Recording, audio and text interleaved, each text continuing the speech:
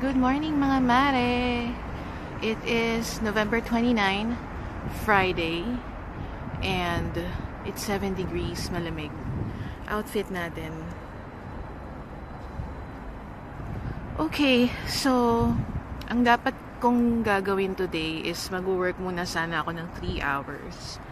And then na-realize ko, hanggang today na lang yung Fuji Hakone Pass ko. Eh, hindi ko na nga gagamitin yung free ride from here to Shinjuku. Diba? So, mag-aabono ako doon kasi hanggang bukas pa ako dito. Alam mo, hindi ko pa siya gamitin ulit for today. So, naisip ko, total, itong hostel na tinitirahan ko. And by the way, pasensya na kung reverse yung pagbigay ko ng tour or video. Kasi sobrang pagod ko na kahapon. So, kung ano na lang yung, kung nasaan na ako kahapon, doon na ako nagsimula. Okay, anyway.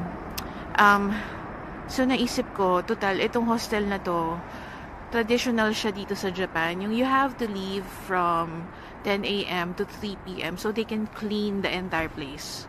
So, you have no choice but to leave. Including dun sa yung common area nila where you can eat and work, bawal din magstay dun, unfortunately. So, naisip ko, alam mo, gamitin ko na lang yung pass ko today to go to 2 places, Churaito Pagoda and Oshino Hakai. I think it's covered by the pass. And then by 3 o'clock, nakauwi na tayo, makakapag-work ako ng maaga. Wala naman akong anything urgent. I just wanted to dedicate, 3 hours of work kasi hindi ko nagawa kahapon.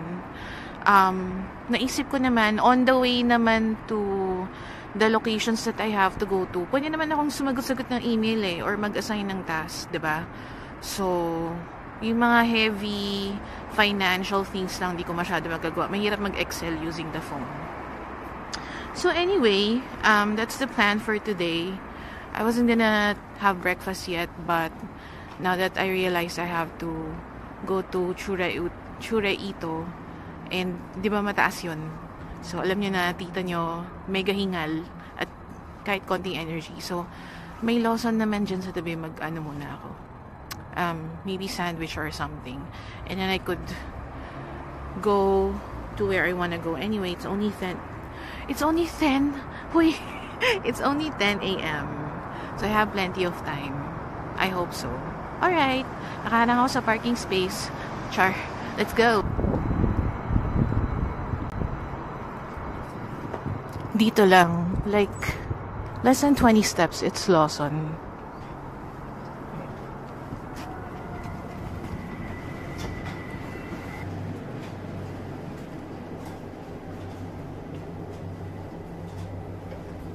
By the way, did I mention that the hostel we're staying at is just outside Fuji-Q Highland?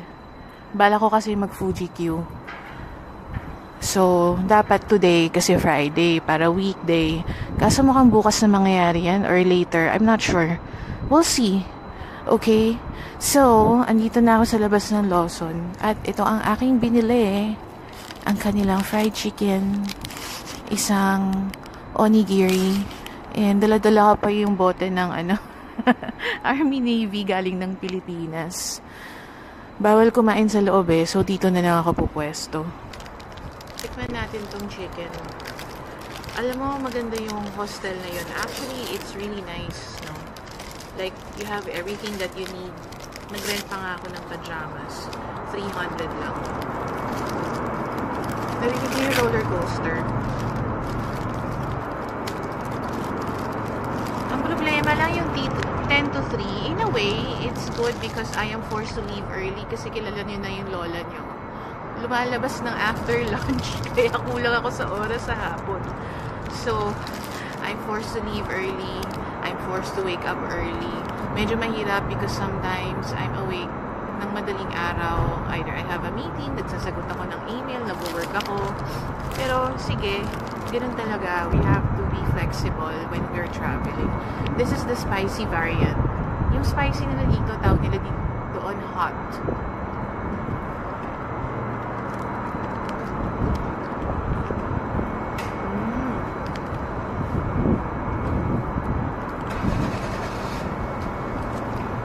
Sarap. It is really, really malasa. At a bit salty na nga para sa akin Okay, let's taste this one. Hindi ko napakita ng maayos. Binuksan ko na. Chicken and vegetable na onigiri.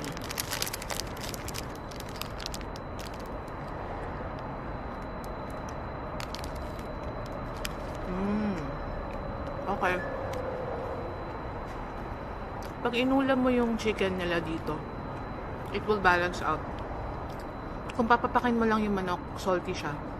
Pero hindi yung this is Japan, no? Wala namang nakakaano dun. Kidney stones. Charot. Sarap nito. Very subtle taste lang. Ang ganda rin napili nating hostel. Tingnan nyo ha, kanina. Diyan, no? Diyan sa may green fence. Diyan lang pala yung Fuji-Q Railway. Yan yung sasakyan natin eh. Okay, and remember, the cabin and lounge hostel is just in this building. Ito yung Lawson sa right ko. Ito yung ride na gusto kong, roller coaster na gusto kong sakyan. Yung nakasuspend yung paa mo. And look, I don't know if you can see it. There's Mount Fuji right there.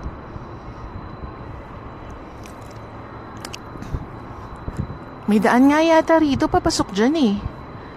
Wow! Look ang ganda ni Mount Fuji. Walang clouds. Very clear. Alam mo, ang lucky natin lagi, no? Parang kahapon, yung from Hakone to here, ilang beses ko nakita si Mount Fuji habang nasa bus. Kaso sobrang pagod na ako. Parang tinabad na ako mag-video. I think I took some phone videos. Or maybe phone images. Wait, phone images! Photos lang, Yuri.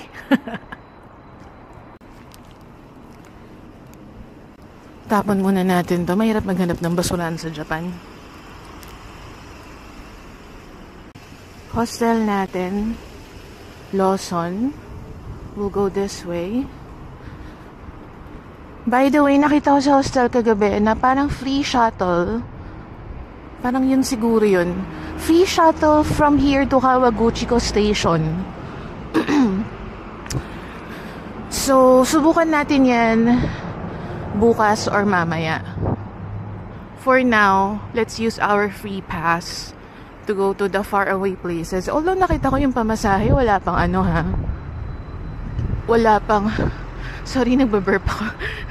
Nakita ko yung pamasahe, wala pang 500 yen total. Hanggang na yun, Oshino Hakai na.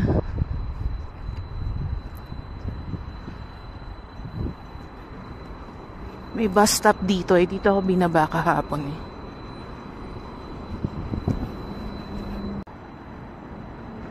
Ayan no, may free shuttle nga.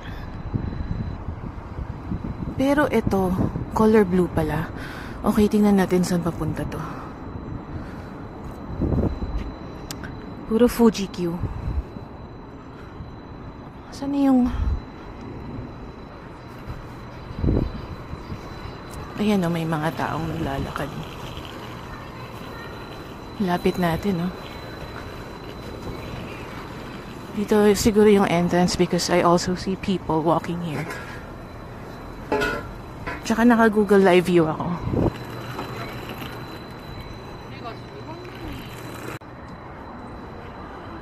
Tingnan nyo, yan lang yung natin, no? Yung green na roofs. Roofs? Ano ba yan? Yung green roof. Ito na yung entrance sa Fuji-Q Highland, oh. And look at Mount Fuji. But we're taking the train. So, ayan. We don't need to get tickets for Fuji-Q right now. By the way, balita ko, Fuji-Q is free, ah. Free entrance siya.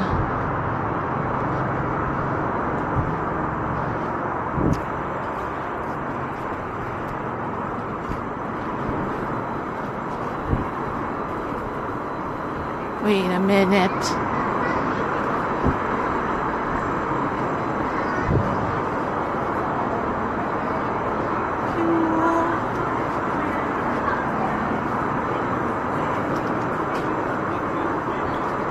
Hindi ko sure kung free to or what.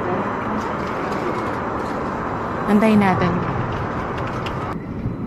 Yep, gumana yung free pass natin. Pinakita ko lang sa kanya. Ngayon, ang pupuntahan natin, Otsuki tayo, not Kawaguchiko. Otsuki. And then we will go down to Shimishioda Station. Ito yung nakalagay for Takao. Basta pag ganon, pwede. Uy! Di nagbukas yung pinto.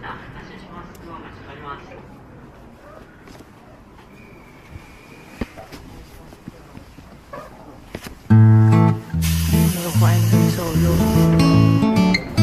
Let us do it. Channel. We'll definitely make sure that this is added